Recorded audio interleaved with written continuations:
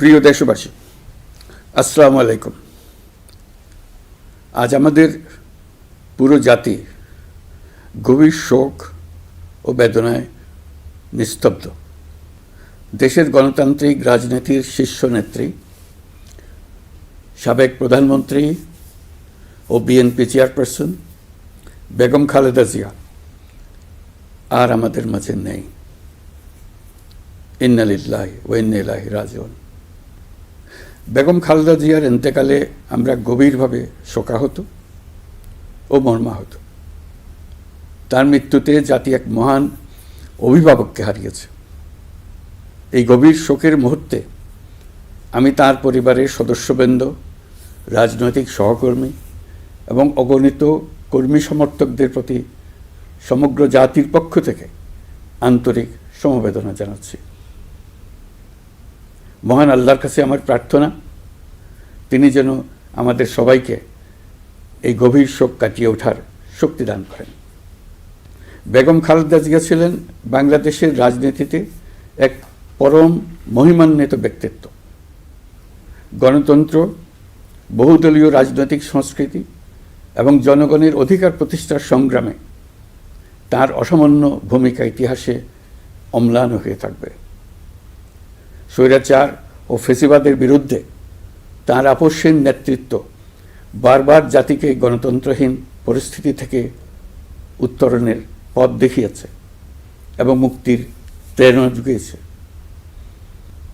দেশ ও জাতির প্রতি তাঁর সমুজ্জ্বল অবদান জাতি চিরকাল শ্রদ্ধার সাথে স্মরণ করবে।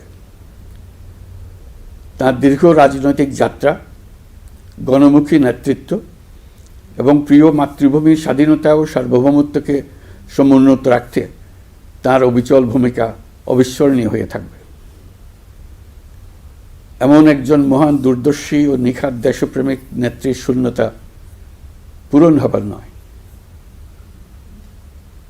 প্রিয় দেশবাসী, এই শোকাবহ মুহূর্তে আপনাদের প্রতি আমার উদাত্ত আহ্বান, আসুন আমরা সবাই যার যার অবস্থান থেকে মহান আল্লাহর দরবারে বেগম খালেদা জিয়ার বিদেহী আত্মার মাগফিরাত কামনা করি।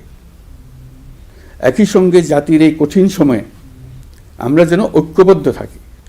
শোকের এই সময়ে কেউ যেন অস্থিতিশীলতা বা নাশকতার অপচেষ্টা চালাতে না পারে। এবং আগামীকাল তার নামাজে জানাজার দিনে একদিনে সাধারণ ছুটি ঘোষণা করছি। নামাজে জানাজা সহ সব ধরনের শোক পালনে শৃঙ্খলা বজায় রাখার জন্য আমি সবার প্রতি বিনীত আহ্বান জানাচ্ছি।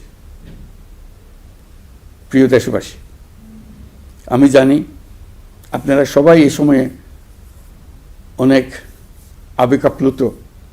আমি আশা করছি শোকের এই সময়ে আপনারা ধৈর্যের পরিচয় দেবেন এবং তার জানাজা সহ সকল আনুষ্ঠানিকতা পালনে সংশ্লিষ্ট সবাইকে সহযোগিতা করবেন। মহান আল্লাহ তাআলা আমাদের সকলকে ধৈর্য, শক্তি ও ঐক্যবদ্ধ থাকার ক্ষমতা দেন।